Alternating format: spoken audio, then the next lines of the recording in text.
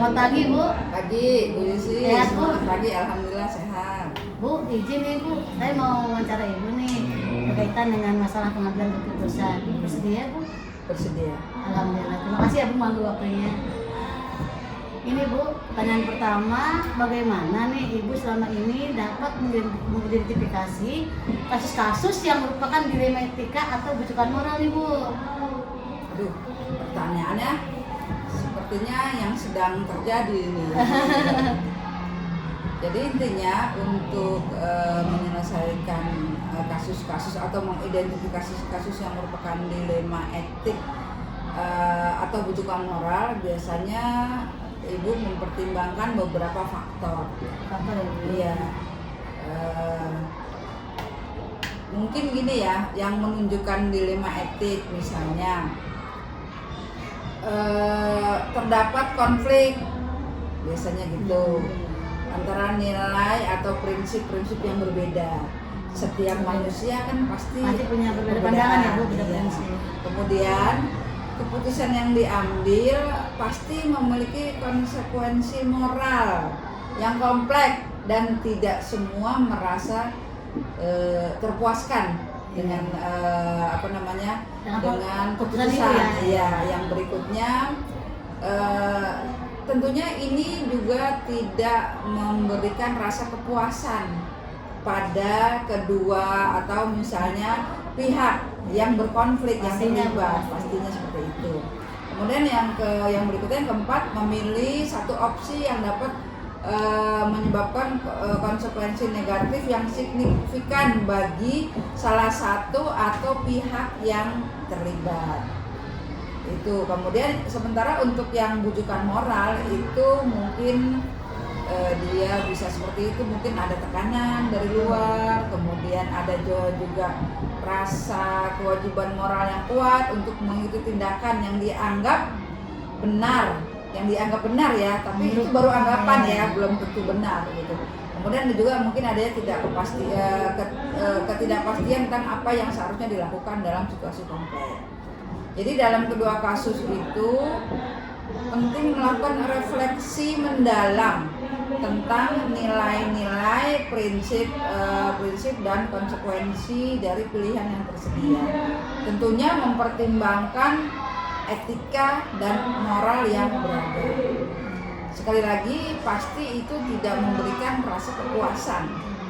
Pasti ada satu pihak yang merasa tidak nyaman ya Bu dengan keputusan yang Ibu ambil itu ya. Iya, seperti itu Bu Yusi. Oke. Bu, selanjutnya Bu, selama ini bagaimana sih Ibu menjalankan pengambilan keputusan di sekolah Ibu? Terutama untuk kasus yang di dalamnya ada dua kepentingan yang sama-sama benar. Sama-sama benar ya. Atau dalamnya sama-sama ada dua kebajikan yang universal. Ya tentunya harus ada langkah-langkahnya Bu Yusi ya. Biasanya yang saya lakukan itu saya harus mengidentifikasi masalah dulu. Gimana masalahnya Bu ya? Iya betul. Kita harus mengidentifikasi masalah dulu. Kemudian yang berikutnya Ibu mengumpulkan informasi. Jadi semua data dikumpulin Bu ya? Iya, yang relevan tentang dua kepentingan itu yang terlibat ya. Kemudian yang berikutnya identifikasi pilihan, kira-kira mempertimbangkan berbagai alternatif yang mungkin. Yang berikutnya itu evaluasi konsekuensi, tujuannya untuk setiap pilihan yang dipertimbangkan ya, dampaknya supaya benar-benar tidak merugikan kedua belah pihak. Kemudian yang berikutnya itu biasanya menerapkan prinsip kebijakan yang tentunya sesuai dengan nilai-nilai. Yang berikutnya baru mengambil keputusan, tetapi itu juga harus mempertimbangkan faktor-faktor yang relevan. Kemudian setelah itu dievaluasi, apakah setelah keputusan diambil, diimplementasikan, hasilnya bagaimana. Gitu. Jadi mudah-mudahan dengan langkah-langkah seperti itu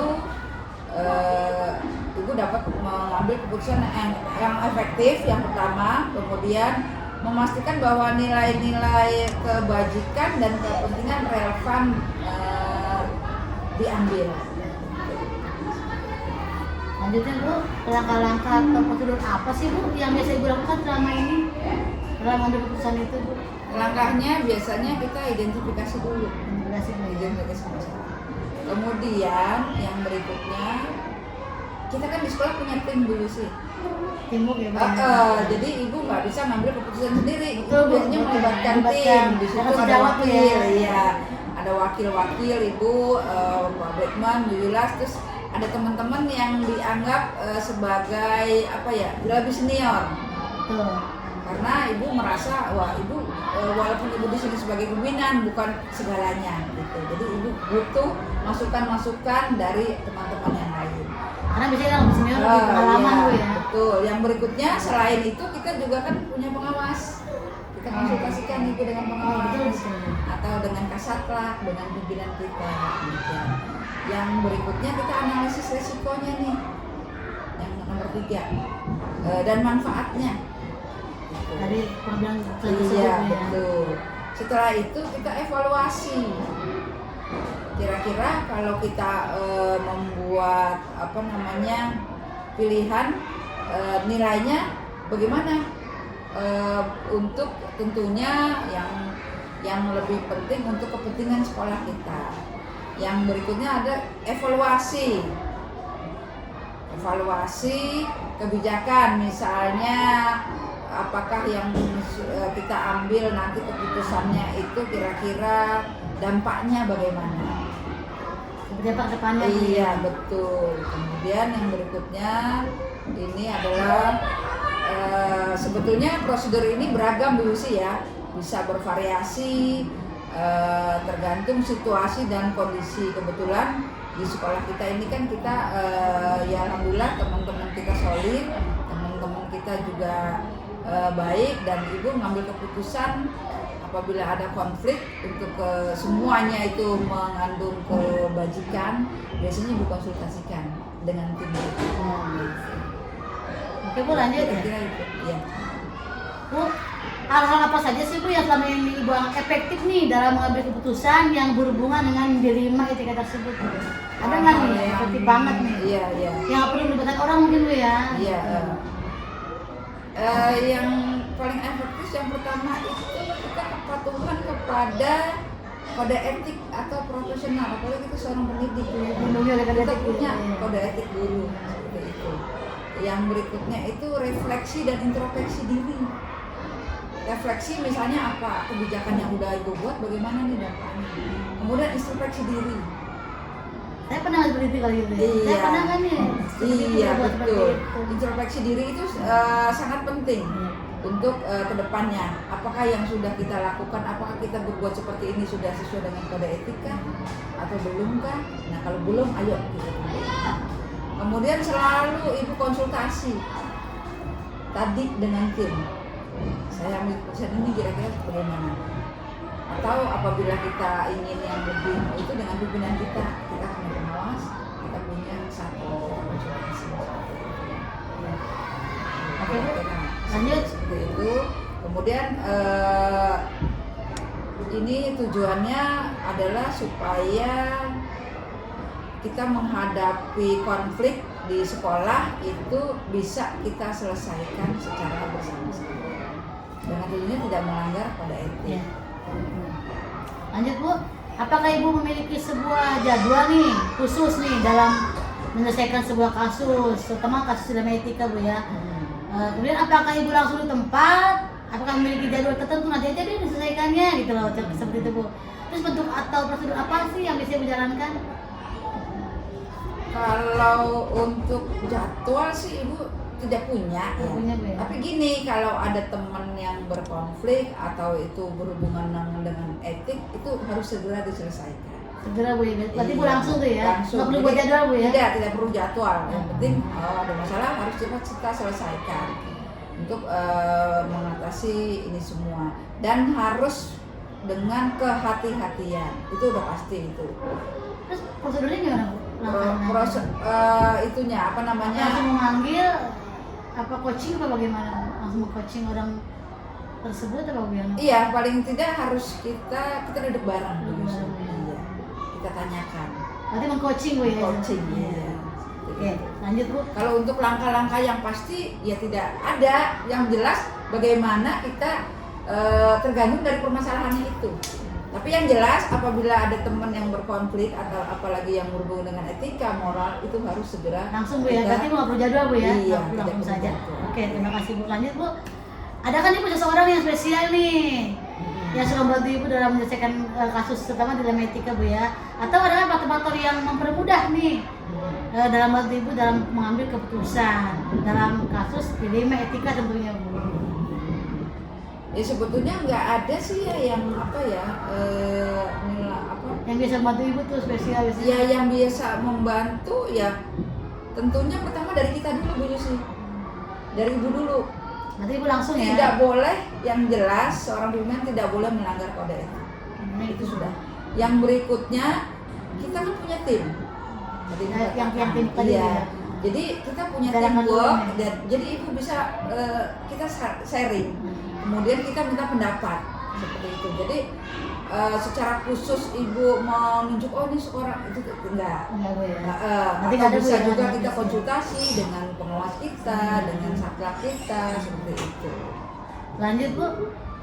Setelah wawancara ini nih Bu nih, adakah hal yang menarik nih menurut Ibu nih yang tadi Ibu sampaikan nih? Adakah hal yang menarik nih Bu? Terus adakah pembelajaran yang Ibu dapat dari hasil wawancara kita ini Bu, terutama dalam pengambilan keputusan mengenai dilema etika nih Bu? Hal apa yang menarik nih dari pelajaran wawancara ini kita nih Bu? Yang menarik itu pastinya untuk Ibu ya akan lebih memahami nilai-nilai, kemudian prinsip-prinsip dan keyakinan moral. Itu yang itu. Kita harus konsisten dalam bertindak. Itu yang hal yang menarik. Kemudian sebagai pengembangan keterampilan etika. Itu yang menarik yang bisa kita Luar ambil biasa, ya. Bu. Iya betul.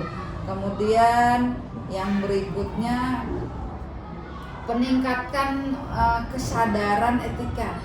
Artinya kita harus menjunjung tinggi etika. Kan orang bijak mengatakan etik nomor 1, adab nomor 1, ilmu baru kemudian. Gitu. Jadi orang berilmu tidak beradab, tidak beretika juga tidak bagus. Iya. Yang bagus yaitu orang beradab, beretika, apalagi berilmu. Kemudian bisa meningkatkan sensitivitas Ibu terhadap perspektif orang lain yang dapat Ibu pelajari dari kasus-kasus ini. Kemudian yang penting yang peran Ibu adalah bisa meningkatkan kepemimpinan. Seorang pemimpin kalau tidak bisa memberikan contoh yang baik kepada teman-teman di sekolah, ya bagaimana teman percaya dengan kepemimpinan kita? Itu yang dapat Ibu hikmahnya yang bisa Ibu ambil. Kemudian juga meningkatkan tanggung jawab Ibu. Ibu di sini punya tanggung jawab besar selain proses pembelajaran harus berlangsung dengan baik, kemudian Bapak Ibu gurunya juga baik dan tidak melanggar etika. Luar biasa, sangat menarik Bu. Terima kasih. Jadi intinya adalah betapa pentingnya kita sebagai pemimpin Ibu dalam mengambil Iya. keputusan dengan penuh bijaksana Iya. agar tidak menyakitkan salah satu pihak Bu ya. Betul sekali. Terima kasih Ibu atas hari ini waktunya. Semoga bermanfaat. Mohon maaf saya mengganggu ya Bu. Iya. Terima kasih Sama-sama, Ibu. sukses Ya. buat Bu Yusi. Amin, terima kasih Ibu. Mudah-mudahan yang sedang Bu Yusi laksanakan mengikuti program guru penggerak nanti endingnya akan happy, Membahagiakan. akan bahagiakan Bu Amin. Yusi, terutama menjadi seorang pembelajar Amin. sepanjang Pemimpin belajar ya Bu. Iya, Amin. pemimpin belajar. Ya, sukses Bu Yusi ya. Terima kasih Bu ya. Selamat Bu Ya, Yusi. Bu. Assalamualaikum warahmatullahi wabarakatuh. Waalaikumsalam.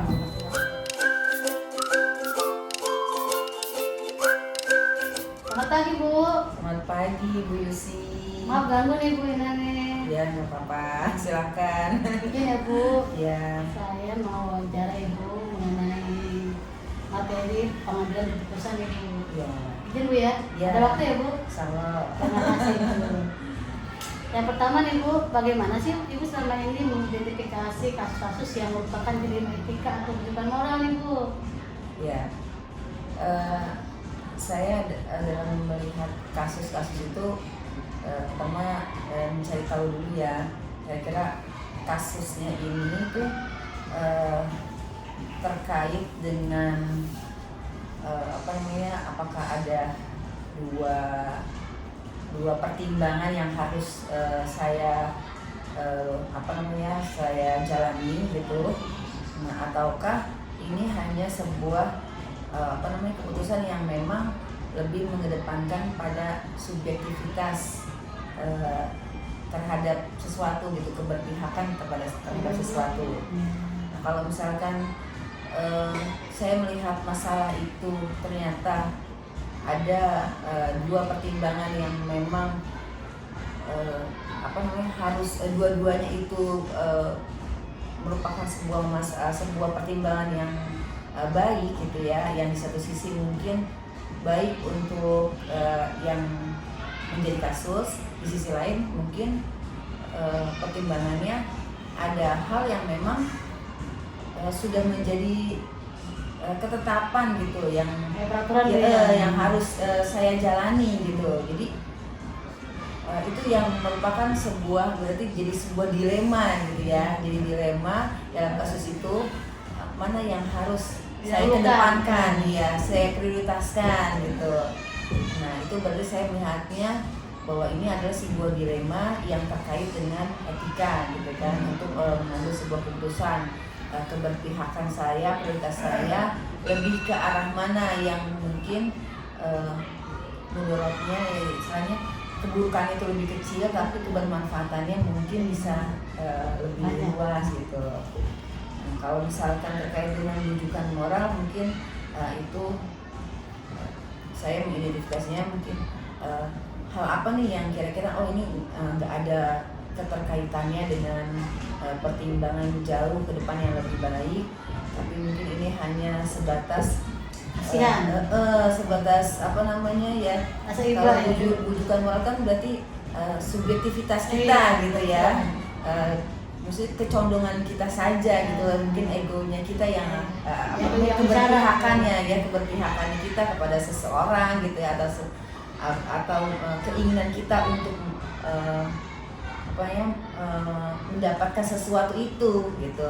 Itu mungkin yang saya katakan berarti itu mungkin sebuah rujukan moral ya buat saya. Jadi sebelum mengambil keputusan harus dipilah dulu gitu ya, harus dipertimbangkan dulu mana dampaknya sana sini, tidak hanya di satu sisi tapi dua belah pihak ya. Dua belah pihak. Oke Bu, selama ini nih bagaimana sih Bu menjalankan pengambilan keputusan sekolah yang ini Bu, terutama untuk kasus yang di dalamnya ada dua kepentingan yang benar, sama-sama benar nih Bu, atau di dalamnya sama-sama ada kewajiban bersama.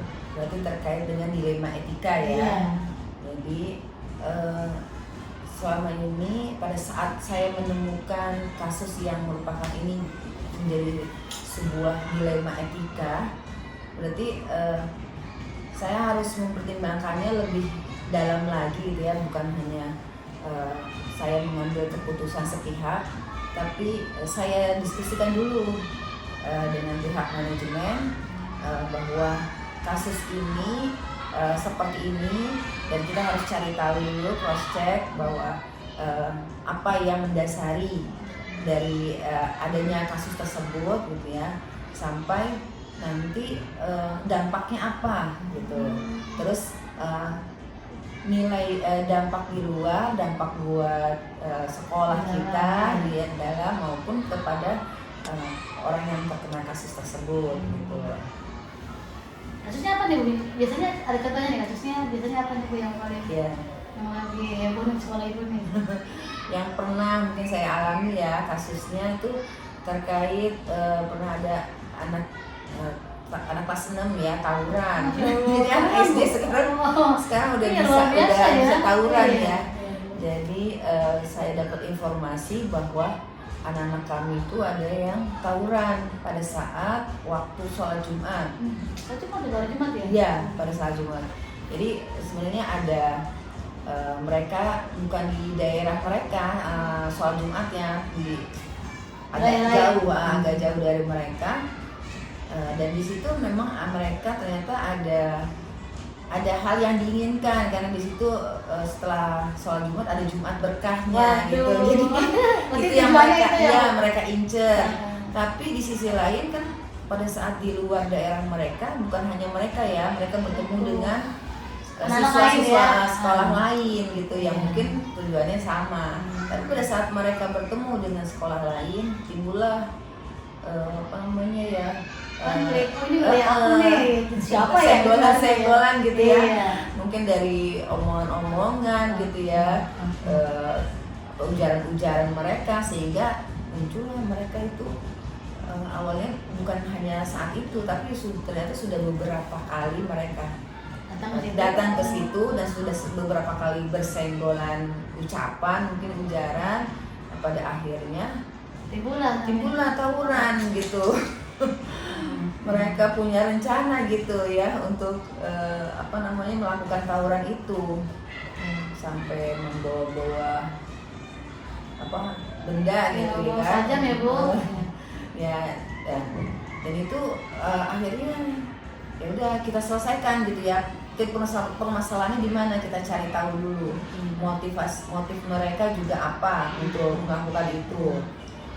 Terus ya sudah kita cari tahu dan sebagainya, kita datangkan pihak-pihak yang memang terkait dengan mereka gitu. Jadi ternyata mereka bukan hanya sekolah kita tapi bekerja sama dengan sekolah lain. Kolaborasi tuh Bu. Iya.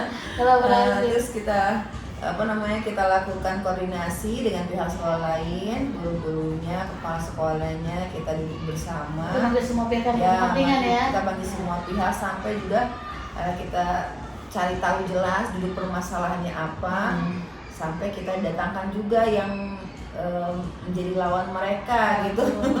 Untuk kita samakan persepsi gitu ya. Nah, dari beberapa kali pertemuan tersebut sampai kita buat kesepakatan bahwa mereka tuh harusnya seperti apa nih gitu ya, konsekuensi yang harus kita berikan kepada mereka. Karena di satu sisi mereka tuh udah kelas 6. Ya, lagi ujian gitu kan. Nah, kalau dari peraturan kan anaknya tawuran mau nggak mau harus, apalagi dia bawa sajam ya. Nanti harusnya polisi juga. Nah, gitu kan kalau ketahuan kan atau harus di pendidikan gitu kan, di tahanan polisi dulu sementara kan untuk dididik gitu. Nah, sedangkan mereka harus menjalankan ujian gitu. Lama sekali Bu ya. Iya.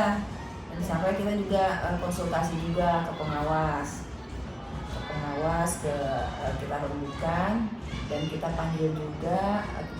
Kebetulan kita ada kerjasama dengan tim Babinsa ya, polisi setempat, dan alhamdulillahnya mereka terbuka karena kita mengajak duduk bersama gitu ya, bukan untuk menangkap mereka tapi kita mengajak duduk bersama untuk mencari solusinya yang terbaik, karena kita yakin bahwa mereka itu sebenarnya bukan anak-anak yang memang dengan sengaja serta-merta membuat keonaran itu secara sadar gitu mereka untuk melakukan kejelekan gitu ya. Tapi kita ingatkan lagi bahwa mereka itu masih butuh bimbingan gitu. Oke Bu, lanjut Bu. Iya. Langkah atau turun apa sih Bu yang biasanya dilakukan dalam mengambil keputusan tersebut? Ya, langkah prosedurnya tadi kita identifikasi dulu ya permasalahannya di kedua belah pihak, pihak-pihak mana yang terkait. Lalu setelah itu kita diskusikan dengan tim manajemen gitu ya. Jadi tetap ada kolaborasi. Ada kolaborasi, terus ya ada pihak-pihak yang memang kita butuh gitu. Tidak hanya di sekolah tapi misalnya pada saat kita ternyata butuh untuk kerjasama ataupun Kayak tadi Bu ya, dari panggil Babinsa, ke atau pihak Babinsa polisi ya. ataupun pengawas gitu ya, kita minta masukannya dan sebagainya. Jadi sehingga kita tidak satu pihak di sekolah gitu ya, di dalam sekolah doang gitu tapi karena kita institusi yang punya jenjang gitu kan, jadi kita harus jenjang, menghargai barangnya. Ya. Oke Bu, lanjut. Hal apa saja nih Bu yang selama ini Bu efektif nih dalam mengambil keputusan yang berhubungan dengan diri etika? Apakah hal yang efektif itu yang simple nih? Gitu. Ya simpelnya pada saat kita melihat sebuah kasus, kita jangan satu sisi membuat injustice gitu ya, sebuah kasus tersebut, tapi lihatlah mana nilai kebajikannya gitu ya. Itu yang mungkin kita akan mencari tahu bahwa oh ternyata ada sisi kebaikan di sini, oh ternyata ada hal yang bisa berdampak lebih baik dari semua ini gitu ya. Itu sehingga bisa kita tentukan solusinya. Oke, lanjut Bu. Apakah selama ini Ibu punya jalur tertentu nih? Ada jalur tertentu dalam mengambil keputusan, atau apakah langsung harus diselesaikan hari ini juga gitu? Enggak. Karena kalau kalau harus hari itu juga kayaknya nggak mungkin ya. Berarti Bu punya jalur ya? Harus punya proseduralnya, harus ada proseduralnya. Pada saat kita terima kasus, kita coba sesegera mungkin. Cuma mungkin kalau untuk hari itu juga kita selesaikan sampai tuntas, itu pasti ada keterbatasan ya. Berarti Bu bikin rencana ulang ya? Jadi pada saat sudah kita evaluasi, kita proses sana sini, terus kita evaluasi juga dari mungkin masalah-masalah yang sebelumnya sama yang pernah kita temui ya. Yang sama ya gitu. Jadi sebenarnya itu proses ya, proses jadi enggak. Nanti nggak bisa tergantung kasusnya ya. Betul. Kalau mungkin Lama ada rumit, iya. yang sangat dilematis mungkin butuh waktu ya. Butuh waktu iya. Oke, lanjut Bu. Ada kan seorang nih Bu yang spesial nih, yang nanti Ibu dalam mengambil keputusan, atau apakah ada faktor yang mempermudah Ibu nih dalam pengambilan keputusan tersebut, terutama dalam kasus dilema etika? Ya. Ada nih Bu. Yang spesial gitu ya. Kayak selalu membantu Ibu nih. Ya tentunya manajemen sekolah ya. Kita teamwork kali Bu ya, teamwork. Kita jadi teamwork yang sebelum ke guru-guru, sebelum keluar kita mau keluar, kita ada teamworknya sendiri gitu ya. Intern dulu gitu. Sehingga pada saat intern kita sudah sepakat, baru kita ke guru-guru, baru kamu harus keluar gitu. Oke, Ibu, Masya Allah nih, alhamdulillah wawancara hari ini sangat menarik nih Bu dan sangat bermanfaat. Namun mohon maaf nih Bu, adakah hal yang bisa Ibu pelajari dari wawancara ini Bu? Apa yang didapat dari wawancara kita hari ini nih? Ya. Kalau saya rasa pada saat di wawancara ini kita jadi flashback kembali gitu ya. Betul. Bahwa sebenarnya tidak mudah ya dalam keputusan itu tidak mudah gitu ya, dan pengambilan keputusan itu bukan hanya berdampak pada kita gitu ya, atau kepada orang yang mengalami kasus, tapi juga orang luas gitu ya, buat orang banyak gitu. Masya Allah. Berarti hari ini luar biasa Bu, dan kita terima kasih banget waktu Ibu. Ya itu sama-sama, terima kasih. Semoga kita bisa bertemu lagi nih Bu di lain waktu. Ya insyaallah. Selamat ya Bu ya. Maaf sekali lagi Bu ya. Terima kasih. Sama-sama. Saya juga mohon maaf ya kalau ada kekurangan. Assalamualaikum warahmatullahi wabarakatuh. Waalaikumsalam warahmatullahi wabarakatuh.